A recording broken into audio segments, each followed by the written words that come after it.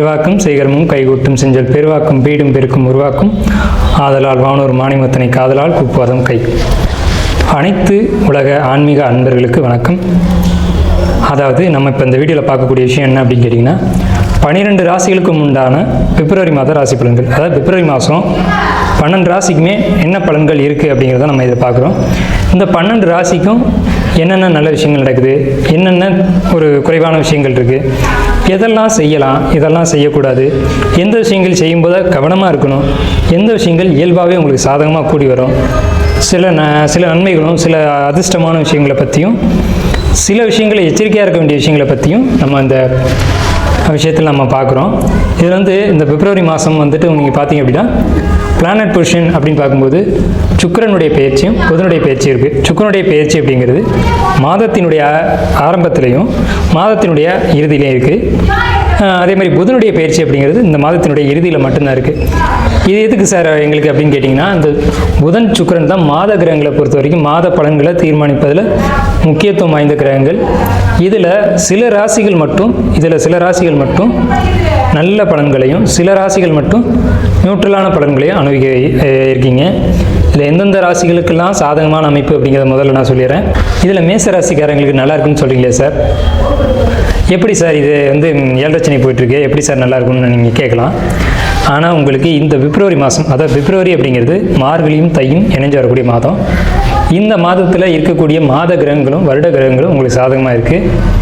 மேச ராசி, அதே மாதிரி மிதுன ராசி, சிம்ம ராசி, அதே மாதிரி உங்களுக்கு தனுசு ராசி, மேசம், மிதுனம், சிம்மம், தனுசு, இந்த 4 ராசிகளுக்கு ரொம்ப டாப் மோஸ்டான நல்ல பலன்களை மட்டும் தரும். இது என்ன அப்படிங்கிறத நம்ம தனிப்பட்ட வீடியோவில் நம்ம அதை விரிவாக பார்க்கலாம். மற்ற ராசிகளுக்கு நெகட்டிவாக இருக்குமா சார் அப்படின்னா அப்படி கிடையாது. இது நான் ஜென்ரலாக சொல்லக்கூடிய விஷயங்கள் தான். ஒவ்வொரு ராசிக்கும் உண்டான செப்பரேட்டான பலன்களை நம்ம இப்போ ஒவ்வொரு வீடியோவில் பார்ப்போம். இப்போ நம்ம ஜென்ரலான விஷயங்களை பார்க்குறோம். இதில்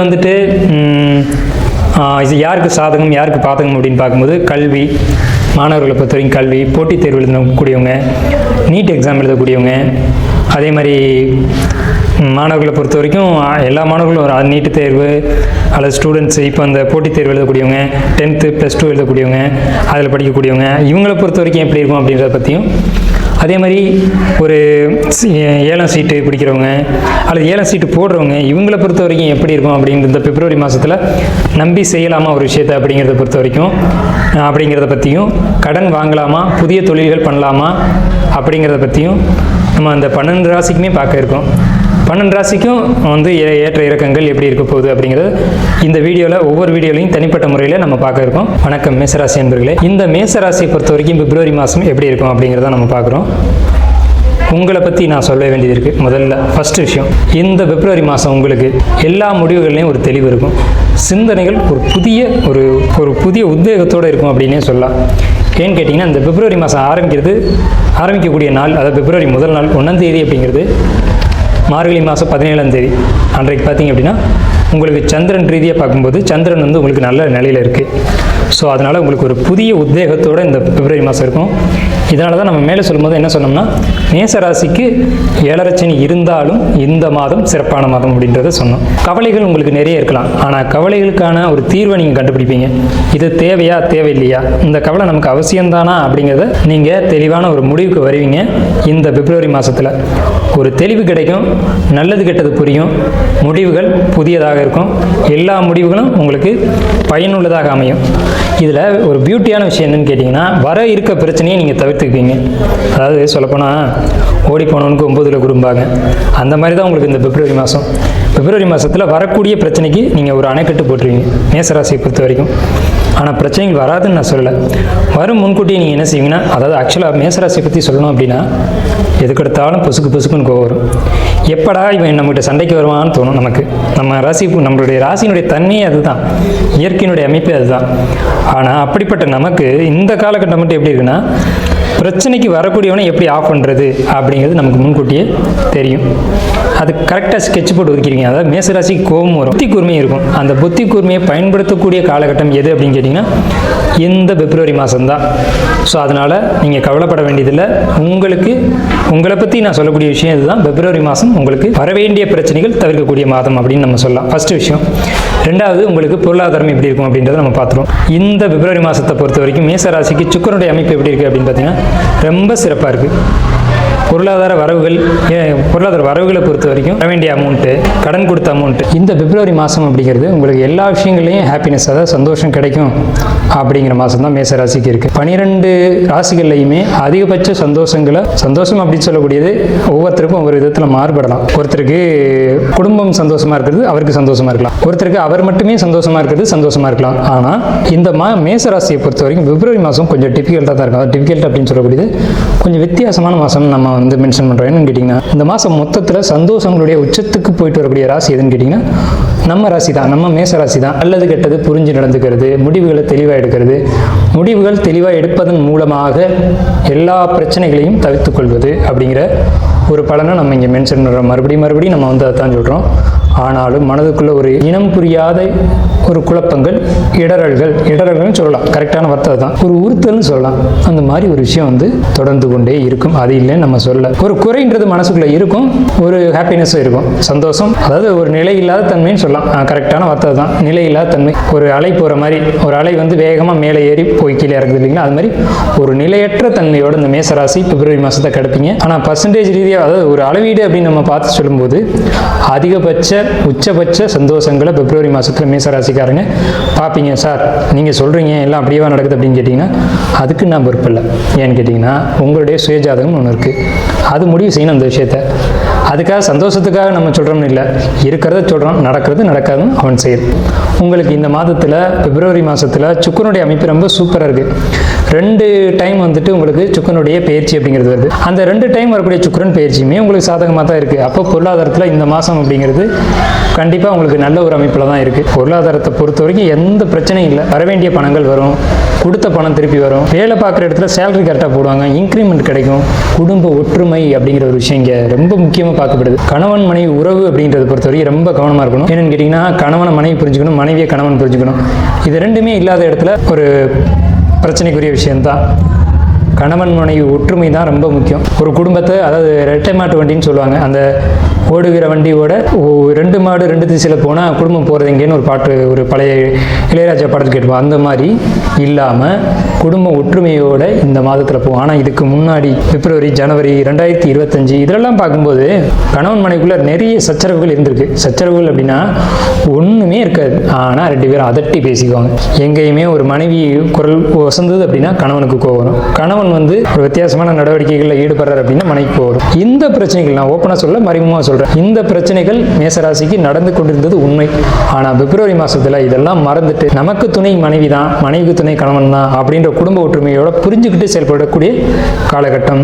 குடும்ப ஒற்றுமை நல்லா இருக்கு. அதாவது உடல் ரீதியாக பார்க்கும்போது சுகர் கம்ப்ளைண்ட் அப்படிங்கிறது, அதாவது யாருக்கெல்லாம் சுகர் இருக்குது, அதில் சுகர் வர்றதுக்கான அறிகுறிகள் இருக்குது அப்படின்ற பட்சத்தில் ரொம்ப கவனமாக இருக்கணும். ஏன்னா சுக்கிரன் தான் அதை உருவாக்கக்கூடிய பிளானட். ஏதாவது சுக்கிரன் உங்களுக்கு ஸ்ட்ராங்காக இருக்குது அப்படின்றதுனால குடும்ப ஒற்றுமை இருக்குது, பொருளாதாரத்துக்கு நல்லா இருக்குன்னு நம்ம சொல்லிட்டோம். சரி, அது மட்டும் நல்லா இருக்குன்னு அந்த விஷயத்திலே இருந்துகிட்டு இருக்கக்கூடாது. அந்த ஒரு பிளானட்டுக்கு 2 முகம் இருக்குது. ஒரு முகம் நல்லதையும் ஒரு முகம் கெட்டதையும் செய்யும். இப்போ சுக்கிரன் பாசிட்டிவாக இருக்குது அப்படின்றதுனால ஒரு புறம் பொருளாதாரத்தில் வளர்ச்சியை கொடுக்குது அப்படின்றதும், கணவன் மனைவி ஒற்றுமையை கொடுக்குது அப்படின்றதும், மறுபுறம் உடல் ரீதியான பாதிப்புகளுக்கான வழியும் வச்சுருக்கோம். அதையும் நம்ம புரிஞ்சுக்கணும். சர்ஜரி இதுக்கெல்லாம் வாய்ப்பு இருக்குது. வயிறு சம்மந்தப்பட்ட இடங்களில் சின்ன தொந்தரவுகள் அல்லது எதிர்பாராத ஒரு சர்ஜரியை கொடுக்க வாய்ப்பு உண்டு. அதில் மட்டும் உங்கள் ஜாதகத்தை எடுத்துகிட்டு போய் உங்களுக்கு நம்பிக்கையான ஜோதிடர்கிட்ட கொடுத்து, என் ஜாதகத்தில் என் தசாபுத்தியின் அடிப்படையில் இந்த நேரம் நல்லா இருக்கா அப்படிங்கிறத நீங்கள் பார்த்துக்கணும். ஏன்னா நான் ஓப்பனாகவே சொல்லிட்டேன், சர்ஜரிக்கான ஒரு வாய்ப்பு இருக்குது. இது நாள் வரைக்கும் இருந்த கணவன் மனைவி ஒற்றுமை, பிரிவினை பிரச்சனைகள்லாம் தீர்ந்து, அதாவது குடும்பத்தை விட்டு டோட்டலாக டைவர்ஸ் ஆகி போயிடலாம் அப்படின்னு நினச்ச கணவன் மனைவிகள் கூட கிட்டத்தட்ட அந்த அளவுக்கு போனவங்க கூட மறுபடியும் சேர்ந்து வாழ்றதுக்கான வாய்ப்புகள் உண்டு. தொழில் ரீதியாக குழப்பங்கள் உண்டு. எப்போது பிப்ரவரி மாதத்தில் இல்லை, பிப்ரவரி மாதத்துக்கு முன்னாடி வரைக்கும். அப்போ பிப்ரவரி மாதத்தில் என்ன சார் நடக்கும் அப்படின்னு கேட்டிங்கன்னா, பிப்ரவரியில் தொழில் ஸ்டாண்டர்ட் ஆகிடும், தொழில் ஒரு தெளிவுக்கு வந்துடும். சார் 7 சனி அது பேச்சே இருக்கக்கூடாது. 7.5 அப்படிங்கிறது உங்களுக்கு ஒரு பக்குவத்தை கொடுக்கறதுக்காக வரக்கூடிய விஷயம். 7 சனி காலகட்டத்தில் தான் பிரச்சனைகளும் நடக்கும், 7 சனி காலகட்டத்தில் தான் நன்மைகளும் அதிகமாக நடக்கும். கண்டிப்பாக நீங்கள் தொழில் செஞ்சுட்டு இருந்தீங்க அப்படின்னா இடமாற்றம் அல்லது தொழில் மாற்றம் ஏதேனும் ஒன்று நடந்திருக்கும். ஒன்று தொழிலை மாற்றிருப்பீங்க அல்லது இடத்த மாற்றிருப்பீங்க. எதை மாற்றினீங்கன்னு உங்களுக்கு தான் தெரியும், உங்களுடைய சுயஜாதத்தின் அடிப்படையில் தான் அது முடிவாகும். ஸோ இதில் எதை மாற்றிருந்தாலும் அது நிலைப்புக்கு வரக்கூடிய காலகட்டம்ன்றது பிப்ரவரி மாதத்தில் தான். அதுலேயும் 17ஆம் தேதிக்கு பிறகு உங்களுக்கு தொழில் சிறப்பாக இருக்கும். 17ஆம் தேதின்றது மார்கழி 1ஆம் தேதி, தை 1ஆம் தேதி, மார்கழி மாதம் முடிவுக்கு வந்து தை 1ஆம் தேதி தான் 17/1/2026. இந்த தை மாதம் ஏன் சார் மென்ஷன் பண்ணுறீங்க அப்படின்னா, இந்த தை மாதத்துக்கு பிறகான பிளானட் பொசிஷன் அப்படிங்கிறது டிரான்சிட், அதாவது கோச்சார கிரக நிலைகள் அப்படிங்கிறது எல்லா வகையிலும் உங்களுக்கு சாதகமாக இருக்க போகுது. மேசராசிக்கு பர்டிகுலராக நான் சொல்கிறேன், மாணவர்களை பொறுத்த வரைக்கும் படிப்பு ரொம்ப சிறப்பாக இருக்கும் இந்த காலகட்டத்தில். ஆனால் படிப்பு நல்லாயிருக்கும் அப்படின்றதுனால அதை மட்டும் நீங்கள் பார்த்துட்டு கூடாது. குறிப்பாக அடுத்த தேவையில்லாத விஷயங்களில் வேறு மாணவர்கள்ட்ட பேச்சுவார்த்தைகள், பழக்க வழக்கங்கள் இதெல்லாம் குறைச்சிக்கணும். அதே மாதிரி டீனேஜ் பசங்களை பொறுத்த வரைக்கும் ரொம்ப மென்ஷன் பண்ணி நான் சொல்கிறேன், அன்னெசரியான லவ் வரும். தேவையில்லாத காதல் அப்படின்றத நீங்கள் புரிஞ்சுக்கணும். நம்ம வேலை உண்டு நம்ம உண்டு அப்படிங்கிற இடத்துக்கு நீங்கள் வந்துடணும். தேவையில்லாமல் பொண்ணுங்கள்ட்ட பேசுகிறது, பசங்கள்கிட்ட பேசுகிறது இதெல்லாம் குறைச்சிக்கணும். மாணவர்களை பொறுத்த வரைக்கும், கல்வியில் இருக்கக்கூடிய மாணவர்களை பொறுத்த வரைக்கும் வாழ்க்கையில் நமக்கு லட்சியம் தான் முக்கியம் அப்படின்றதுல நீங்கள் கரெக்டாக இருக்கணும். இல்லை அப்படின்னா தேவையில்லாத பிரச்சனைகள் ஏற்பட வாய்ப்பு இருக்குது. கல்விக்கான இடங்கள் மாறும், அதாவது படிப்புக்காக வேறு இடம் போய் படிக்கக்கூடிய சூழல்கள் வரும். மீண்டும் மீண்டும் நான் சொல்கிறேன், உங்களுக்கு இந்த ஆண்டு குறிப்பாக 2026 பிப்ரவரி மாதம் சிறப்பாக தான் இருக்குது. ஆனாலும் இந்த மாதிரியான என்ன சுக்கிரன் உங்களுக்கு இந்த மாதம் பலத்தோடு இருக்குது. புதன் அதை விட நல்ல ஒரு சூழ்நிலையில் இருக்குது. புதன் இந்த மாத இறுதியில், அதாவது கரெக்டாக பார்த்தீங்கன்னா பிப்ரவரி கடைசியில் பார்த்தீங்கன்னா டிரான்சிட் ஆகி உங்களுக்கு தனுசுக்கு வருவாங்க. இந்த தனுசுக்கு வரக்கூடிய காலகட்டத்தில் கண்டிப்பாக எப்போவுமே மேசத்துக்கு புதன் வந்து தனுசுக்கு வரும்போது ஒரு காதல், ஒரு காமம் சம்பந்தம் இல்லாமல் வரும். அது நீங்கள் பார்த்துக்கணும். அது தேவையா அப்படிங்கிறத நீங்கள் தான் முடிவு பண்ணணும். ஏன்னா நம்ம வெளியிலேருந்து தான் அதை சொல்ல முடியும், முடிவு செய்கிறது நீங்கள் தான் முடிவு செய்ய முடியும். தனுசுக்கு புதன் வரக்கூடிய காலகட்டம் அப்படிங்கிறத பொறுத்த வரைக்கும் பிப்ரவரியில் வர்றாங்க, பிப்ரவரி இறுதியில் வர்றாங்க. வரும்போது ஒரு பிரச்சனையை இழுத்துக்கிட்டு தான் வருவாங்க. ஆனால் புதன் தனுசுக்கு வர்றது தொழில், வேலை வாய்ப்புகள், மற்ற விஷயங்களை பொறுத்த வரைக்கும் ரொம்ப சூப்பர். இந்த ஒரு விஷயம் மட்டும் மைனஸ். சினிமா கலைத்துறையில் இருக்கக்கூடியவங்களுக்கு புதனுடைய டிரான்சிட்டும் சரி, சுக்கனுடைய டிரான்சிட்டும் சரி ரொம்ப அற்புதமாக அபரிதமான வளர்ச்சிகளை கொடுக்க போகுது. மதிப்பு மரியாதைகள், பட்டங்கள், பதவிகள் இதெல்லாம் ரொம்ப பெரிய அளவில் கொடுக்க போகுது. வெற்றி வாகை சூட போகிறீங்க அப்படிங்கிறதுல எல்லளவு கூட மாற்றம் இல்லை. உங்களுக்கு தந்தை உறவு இந்த இடம் தான் முக்கியமான இடம். தந்தை உறவு பொறுத்த வரைக்கும், தாயார் உடல்நிலைகளை பொறுத்த வரைக்கும் கவனம் தேவை. நீங்கள் 2025 பார்த்துருப்பீங்க, 2025 டிசம்பர் மாதத்துலேயே உங்களுடைய தகப்பனார் உடல்நிலையில் பிரச்சனைகள் வந்திருக்கும். ஆனால் பிப்ரவரி மாதத்தில் வருமானு கேட்டிங்கன்னா வராது. ஆனால் மனக்கவலைகள் சூழ்ந்திருக்கும். ஏன்னா தந்தைன்னு சொல்லக்கூடிய 9ஆம் இடத்துக்கு 9ஆம் இடமான சிம்மத்தில் கேது இருக்குது. அப்போ அவர் மனசுக்குள்ளே ஒரு கவலை இருக்கும், ஒரு மனசுக்குள்ளே ஒரு இடரல் இருக்கும். மேசராசிக்காரங்களுக்கு உறவுல தாத்தா அப்படின்ற உறவு இருந்தாங்க அப்படின்னா, சம்பந்தின்ற உறவுகள் இருந்தாங்க அப்படின்னா அவங்களுக்கு பாதிப்புகளை கொடுக்கும். தாயார் உடல்நிலையில் கவனம் தேவை, தாயாருடைய மனநிலையில் கவனம் தேவை. தாய்க்கு தேவையற்ற மன உளைச்சல்களும் தேவையற்ற கவலைகளும் வரும். ஏன்னா செவ்வாயினுடைய 8ஆம் பார்வை உங்கள் ராசிக்கு 5ஆம் இடத்துல விழுகுது.